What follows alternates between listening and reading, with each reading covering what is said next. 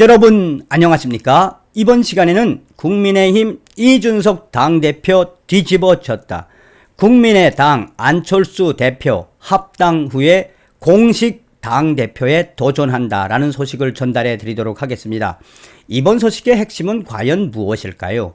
여러분들께서도 잘 알고 계시는 것처럼, 또한 국민의힘 핵심 관계자도 이야기한 것처럼, 사실상 이번에 안철수 후보와 윤석열 후보 단일화를 하지 않았다면 이재명이가 이겼다라고 이야기했죠.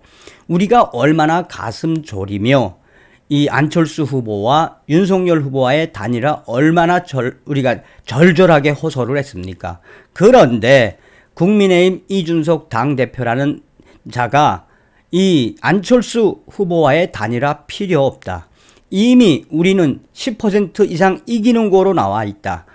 윤석열 후보가 최소 7% 이상으로 이기니 나아가 안철수 후보는 6%, 5%까지 떨어진 상황이니 단일화를 할 필요가 없다라고 이야기를 했죠. 그런데 시간이 지나서 되돌아보면 정말 안철수 후보와 윤석열 후보가 단일화를 하지 않았으면 이재명이가 대한민국의 대통령이 될 뻔했다라는 정말 소름 돋는 이 현실. 자, 우리가 여기서 왜 자꾸 국민의힘 이준석 당대표에게 채찍을 드는 것입니까? 작년도에 김정인과 홍준표와 정치 장사를 해서 사실상 윤석열 후보를 낙선시키려고 했던 이준석, 더불어민주당의 포락치인 이준석에 대해서 우리가 계속해서 눈여겨봐야 하지요. 이 김무성과 유승민에게 정치를 배운 이준석, 또한 작년도 3월 달에 윤석열 후보가 대통령이 되면 지구를 떠나겠다라고 했던 이준석, 그의 사고방식이나 그의 정치적 성향이 바뀌었을까요? 여러분들께서 만들어주신 윤석열 대통령 당선인을 대신해 감사드립니다. 정성산 TV 좋아요, 구독, 알림은 큰 힘이 되겠습니다. 후원해주시는 모든 분들께 가열차게 멸공. 국민의힘과 국민의당 합당 후에 안철수 당대표가 되면 기가 막힌 그림입니다. 안철수 정치 10년 만에 진격의 기회 잡았다. 양당 합당 후 당권 도전, 새 정부 첫 총리로도 거론, 안랩 주식 백지 신탁이 변수, 국민의힘 국민의당 합당 후 당대표 도전할 듯. 안철수 국민의당 대표가 윤석열 대통령 당선인의 대통령직 인수위원회 위원장에 임명되면서 정계 진출 10년 만에 진격의 기회를 맞았다는 평가가 나온다. 인수위원장에 이어 국무총리 입각, 국민의힘 당권 도전 등 여러 가능성이 나오지만 주식 백지 신탁 문제 등 현실적 문제도 적지 않다는 지적이 나온다. 14일 정치권에 따르면 안철수 대표가 새 정부의 첫 국무총리로 거론되고 있지만 보유 주식의 백지 신탁 문제가 최대 변수가 될 전망이다. 지난달 중앙선거관리위원회에 제출된 재산 내역에 따르면 안철수 대표는 1979억 8,554만 원을 보유해 대선 후보 중 재산이 가장 많다. 이 중 안랩 상장 주식 186만 주가 92.9%, 1,839억 5,400만 원을 차지했다. 공직자윤리법에 따르면 고위공직자 등 재산 등록 의무가 있는 사람은 3천만 원 이상의 주식을 보유할 경우 2달 내에 해당 주식을 매각하거나 수탁기관에 백지 신탁을 맡겨야 한다.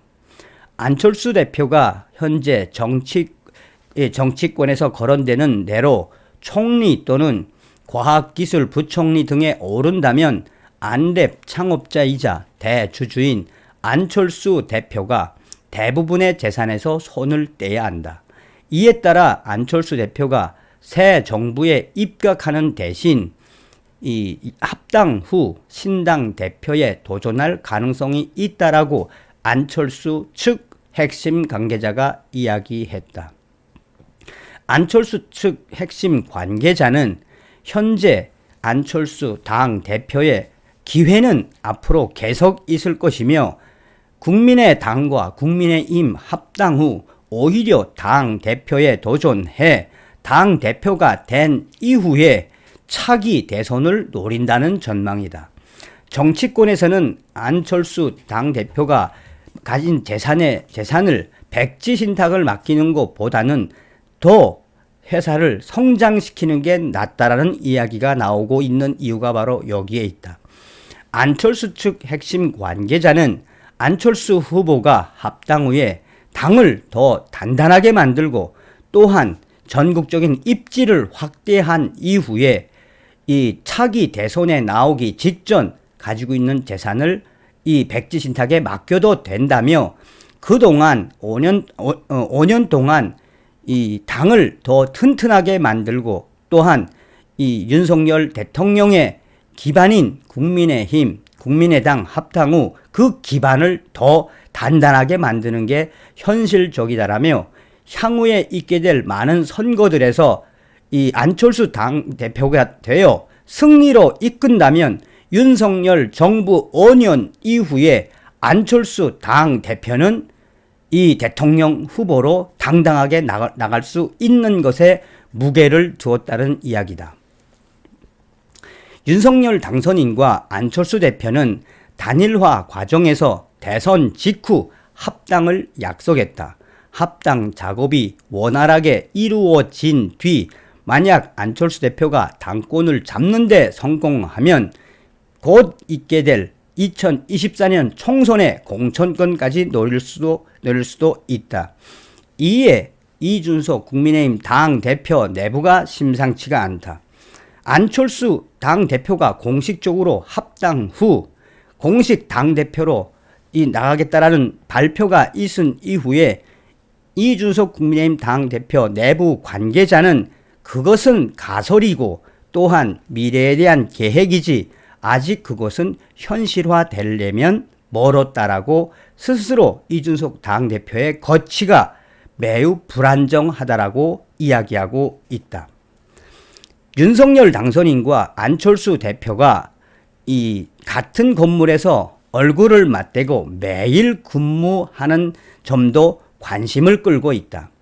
윤석열 당선인과 안철수 이 인수위 위원장은 매일 얼굴을 맞대고 정치적인 또 혹은 이 정책적인 부분에 있어서 서로 토의를 하는 것은 그만큼 안철수, 윤석열 정부의 이 교감이 계속해서 이루어지고 있다는 측면에서도 안철수 당대표가 앞으로 합당 후 국민의힘과 국민의당 합당 후 당대표에 도전하는 그것도 계속 상의하는 것으로 알려져 있다. 국민의힘 관계자는 이 부분에 대해서 논평은 하지 않고 있다.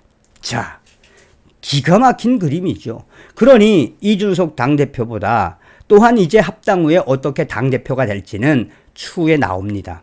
그러니 안정적인 안철수가 당대표가 되고 그리고 나서 이준석 팽시키고 이 윤석열 대통령과 안철수 당대표 두 마차가 딱 하고 안철수 대표의 정책은 계속 주면 되는 것이고 앞으로도 왜 이게 멋있는 그림인지 여러분들이 지켜봐야 하는 것은 바로 우리가 제일 중요한 핵심은 무엇이겠습니까? 윤석열 정부의 성공 아니겠습니까? 윤석열 정부가 성공을 하려면 어떻게 해야 되겠습니까? 저 더불어민주당의 172석 가지고 횡포를 부리려고 하는 거 아니겠습니까? 그러니 이 안철수 당대표 같은 사람이 있어서 어떻게 해야 됩니까? 윤석열 대통령 당선인이 이야기했던 것처럼 더불어민주당의 위원들 계속해서 전향시켜야지요. 또한 이 우리 국민의힘, 국민의당 합당된 이후에 외연을 확장하고 다가오는 6월 1일 지방선거, 2024년 총선, 그러면 뭐죠? 윤석열 정부의 성공은 곧 무엇이다? 안철수 당대표의 입각이 아니라 국민의힘, 국민의당 합당 후 당권을 잡는 게 가장 중요한 거다라는 겁니다. 이준석은 팽 당해야 합니다. 다음 시간에 뵙겠습니다. 미열공.